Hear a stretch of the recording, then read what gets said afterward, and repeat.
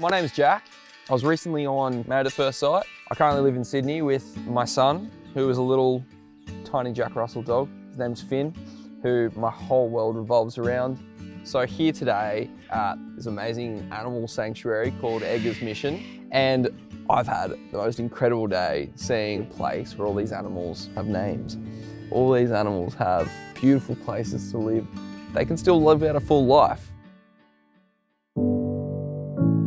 Edgar's Mission is an animal sanctuary that basically aims to save all different types of animals that are caught up within the farming industry.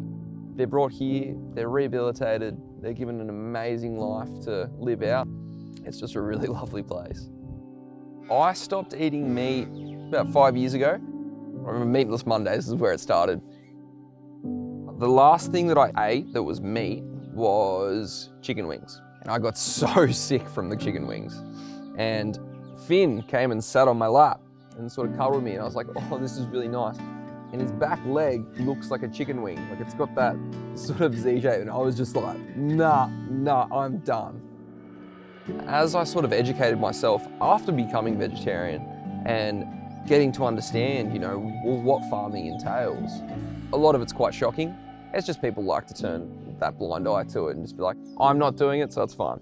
So stopping that side of my diet, I wasn't contributing to that part of the world that I didn't really want to be a part of. All of my friends were very much on board, and a few of my friends are vegetarian, a few of my friends are vegan, a few of them eat meat, but all of them are very accommodating in that regard.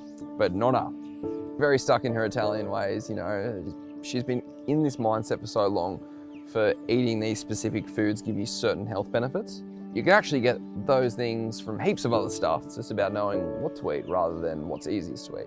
You don't have to follow the same ways that you always have. Being in the age that we're in, and there's so many alternatives, I can't name a cafe that I've been to in the past 2 years that doesn't have a vegan menu or a vegan alternatives or can be changed to vegan and vegetarian.